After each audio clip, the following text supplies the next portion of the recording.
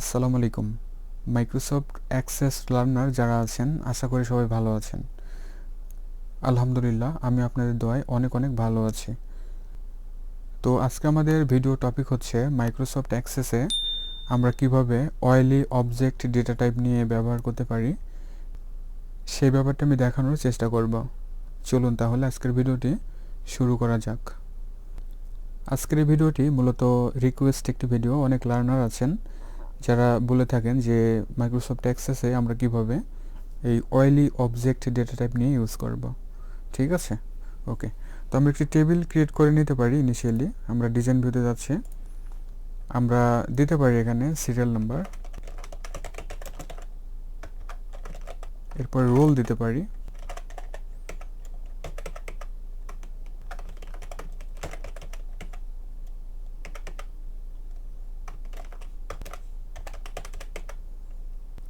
এবার লক্ষ্য করুন আমরা যখন টেবিলের নেমগুলো বা ফিল্ডগুলো যখন ক্রিয়েট করব সাথে সাথে আমরা এই পাশ থেকে ডেটা টাইপগুলো সিলেক্ট করে দেই, তাই না? তো যখন আমরা কোনো টেবিলে ওয়াইল্ড অবজেক্ট রাখবো, তো তার আগে ওয়াইল্ড অবজেক্ট সম্পর্কে আমাদের একটু জানতে হবে, তাছাড়া আমরা ইউজ করতে পারবো না, তাই না? তো ওয়াইল্ড অবজেক্ট হচ্ছে অবজেক্ট লিঙ্কিং অ্যান্ড এমবেডিং। তার মানে হচ্ছে আমরা মাইক্রোসফট অ্যাক্সেসে যদি চাই এই অয়েলি অবজেক্ট ডেটা টাইপ ব্যবহার করে কোনো পিকচার, কোনো গ্রাফ বা কোনো গ্রাফিক্স রিলেটেড ব্যাপার অথবা যদি কোনো অ্যাক্টিভএক্স কন্ট্রোল থাকে সেগুলো নিয়ে ইউজ করতে পারবো। ঠিক আছে, আবার ধরুন কোনো মাইক্রোসফট ওয়ার্ড ডকুমেন্টের কোনো একটি ডকুমেন্ট আপনাকে এখানে অ্যাটাচ করা লাগবে, সেক্ষেত্রে আমরা অয়েল অবজেক্ট ইউজ করতে পারবো।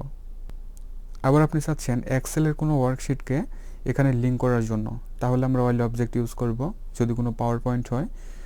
এভাবে আমরা ডিফারেন্ট কোনো অ্যাপ্লিকেশনকে আমাদের এই অ্যাক্সেস ডেটাবেজে OLE object data type use করে লিঙ্ক করতে পারবো বা ইউজ করতে পারবো। ঠিক আছে, এবং এখানে একটি ব্যাপার বিশেষভাবে লক্ষণীয়, অয়েলি অবজেক্ট ডেটা টাইপে কিন্তু 2 GB পর্যন্ত স্পেস, অর্থাৎ 2 GB পর্যন্ত সাপোর্ট করবে। তার বেশি যদি ফাইল সাইজ হয় তাহলে কিন্তু সাপোর্ট করবে না। ঠিক আছে, এটি কিন্তু মাথায় রাখতে হবে। তো আমরা একটু সব ব্যাপারগুলো দেখি। তো আমরা এখানে যেটি করতে চাচ্ছি, আমরা অ্যাটাচমেন্ট রাখতে পারি অথবা আমরা অ্যাটাচ রাখতে পারি। ঠিক আছে, এটি সিটিডি দিলাম। ঠিক আছে, এরপরে আমরা এখানে অয়েল অবজেক্ট নিব। অয়েল অবজেক্ট নেওয়া হলো। এখন আমরা যদি টেবিলটিকে ভিউ করাই এবং কোন একটি ডেটা আমরা এন্ট্রি করতে পারি,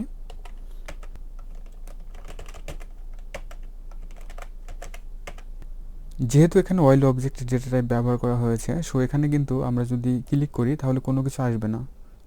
যদি ডাবল ক্লিক করা হয় তাহলে দেখুন the OLE object is empty দেখাচ্ছে এবং নিচে দেখুন right click the field, click insert object and use the dialog box to locate and the object to the field. ঠিক আছে, তাহলে আমরা এখানে মাউস রাইট বাটন ক্লিক করব, দেন লক্ষ্য করুন ইনসার্ট অবজেক্ট আমরা দেখতে পাচ্ছি। জাস্ট এখানে ক্লিক করব। এবার লক্ষ্য করুন মাইক্রোসফট অ্যাক্সেস নামের একটি পপ আপ উইন্ডো কিন্তু আমরা দেখতে পাচ্ছি। ঠিক আছে, ক্রিয়েট নিউ আছে, আমরা নতুনভাবে যদি কোনো কিছু ক্রিয়েট করতে চাই সেটি ক্রিয়েট করতে পারবো। দেখুন এখানে এক্সেল, পাওয়ার পয়েন্ট, এই যে মাইক্রোসফট ওয়ার্ড ডকুমেন্ট, আরও অনেক অনেক অপশন কিন্তু আমরা দেখতে পাচ্ছি।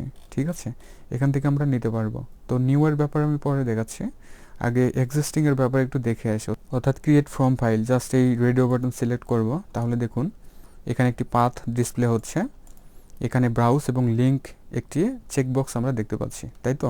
তো ব্রাউজ করতে হবে, যে ডিরেক্টরিতে বা যে পাথে আমাদের ওই ডকুমেন্টগুলো রাখা আছে বা কোনো পিকচার রাখা আছে ব্রাউজ করতে হবে।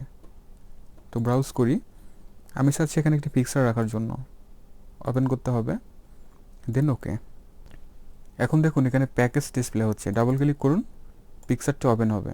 ঠিক আছে, আবার এই প্যাকেজের উপরে যদি মাউস রাইট বাটন ক্লিক করা হয় তাহলে দেখুন ইনসার্ট অবজেক্ট, এটিকে চেঞ্জ করতে পারবো।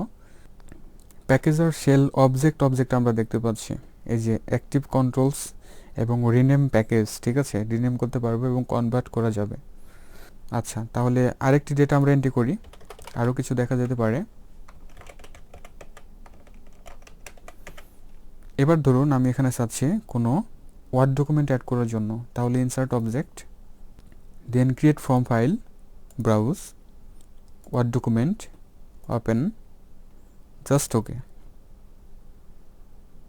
আমরা একটু ফিল্ড বড় করে নিচ্ছি, তাহলে দেখুন মাইক্রোসফট ওয়ার্ড ডকুমেন্ট দেখা যাচ্ছে, তার মানে সেটি অ্যাটাচড হয়ে গিয়েছে। ডাবল ক্লিক করুন, ব্যাস মাইক্রোসফট ওয়ার্ড ডকুমেন্ট ওপেন হয়ে যাচ্ছে।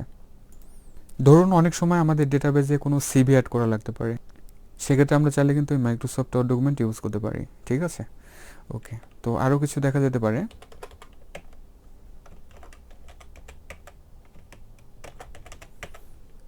এবার আমরা যেটি করব, এই ইনসার্ট অবজেক্টে গিয়ে এই যে ক্রিয়েট নিউ, এখান থেকে আমরা বিটম্যাপ ইমেজ সিলেক্ট করে নিচ্ছি, দেন ওকে। পেইন্ট ওপেন হয়ে গিয়েছে, তাই তো? আমার সিগনেচার দরকার, সিগনেচার নিলাম, জাস্ট কেটে দিন, তাহলে সেটি অ্যাড হলো। দেন ডাবল ক্লিক করুন, দেখুন পিকচারটি ওপেন হয়ে যাচ্ছে। ঠিক আছে, আরও কিছু দেখা যেতে পারে। ধরুন আমরা এখানে একটা কিছু দেই,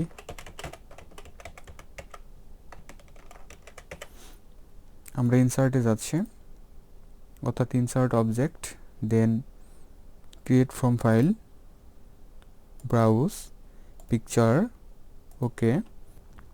এবার লক্ষ্য করুন এখানে ডিসপ্লে অ্যাজ আইকন দেখা যাচ্ছে, অর্থাৎ আইকন হিসেবে যদি আমরা এটিকে ডিসপ্লে করাতে চাই তাহলে এই অপশনটি সিলেক্ট করতে হবে। ঠিক আছে, চেক করুন, বাস এখানে দেখুন চেঞ্জ আইকন, আমরা ব্রাউজ করতে পারবো, নিজেদের ইচ্ছা মতো আইকন সেট করে দিতে পারবো। ঠিক আছে, তো আমি সেট না করি, জাস্ট ওকে করি, ব্যাস ওকে, তাহলে সেটি অ্যাড হলো। ঠিক আছে, এখন যদি এই টেবিলকে আমরা কোনো ফর্মে নেই তাহলে কী অবস্থা হবে? জাস্ট সেভ করলাম, ক্লোজ। অনেক লার্নার আছেন বলে থাকেন যে টেবিলে ডেটা এন্ট্রি করার পরে আমরা সেভ করব কিভাবে। কন্ট্রোল এস প্রেস করে আপনি সেভ করতে পারেন, অথবা এই যে কুইক অ্যাক্সেস টুলবার এখানে সেভ আইকন আছে, এখান থেকে সেভ করা যাবে। আচ্ছা, তাহলে টেবিল সিলেক্ট থাকলো, দেন আমরা ক্রিয়েটে যাব, দেন ফর্ম, ইনিশিয়াল একটা ফর্ম ক্রিয়েট হলো, দেন সেভ, ওকে, দেন ভিউ। এখন এই পিকচারগুলো কিন্তু আইকন আকারে ডিসপ্লে হচ্ছে। ঠিক আছে, আমরা নেক্সট করি। দেখুন word document, just double click করুন, ওপেন হয়ে গিয়েছে, দেখুন ডিসপ্লে হচ্ছে। তার আগে এটির সাইজ আর একটু বাড়িয়ে নিতে হবে। ঠিক আছে, আমরা ডিজাইন ভিউতে আসি। আচ্ছা, আমরা লেআউটকে রিমুভ করে নিতে পারি, দেন সেভ, হোমে এসে ভিউ। এখন দেখুন আমরা ওই ওয়ার্ড ডকুমেন্টটিকে এখানে ভিউ করাতে পারতেছি। ঠিক আছে, নেক্সট আসা যাক। সিগনেচার ছিল, ঠিক আছে, সেটি কিন্তু ডিসপ্লে হচ্ছে। এভাবে আমরা ফর্ম ক্রিয়েট করে ইউজ করতে পারবো, অথবা যদি এখানে মাউস রাইট বাটন ক্লিক করা হয়, কাট, কপি, পেস্ট তিনটা আমরা জানি, ডিলিট করতে পারবো এটি আমরা জানি। ইনসার্ট অবজেক্ট নতুনভাবে, অথবা এটিকে রিপ্লেস করতে পারবো। ঠিক আছে, প্যাকেজ আর শেল অবজেক্ট, ঠিক আছে, ওই যে অ্যাক্টিভ কন্টেন্টস, রিনেম প্যাকেজ এবং কনভার্ট, তিনটি কিন্তু আমরা এখানেও দেখতে পাচ্ছি। ঠিক আছে, তাহলে মাইক্রোসফট অ্যাক্সেসে আমরা কিন্তু খুব ইজিতেই যে কোনো ধরনের ডকুমেন্ট বা যে কোনো কিছুকে আমরা কিন্তু এই ওয়েলি অবজেক্ট ডেটা টাইপের মাধ্যমে অ্যাটাচ করে আমরা ইউজ করতে পারবো। ঠিক আছে, তাহলে ভিউয়ার এই ছিল আজকের ভিডিও। আজকের ভিডিওতে আমি দেখিয়েছি মাইক্রোসফট অ্যাক্সেসে কীভাবে ওয়েলি অবজেক্ট ডেটা টাইপ নিয়ে ইউজ করতে হয়। ভিডিওটি ভালো লাগলে লাইক, কমেন্ট, শেয়ার করবেন। যারা চ্যানেলটিকে সাবস্ক্রাইব করেন নাই প্লিজ সাবস্ক্রাইব করে সাথেই থাকবেন।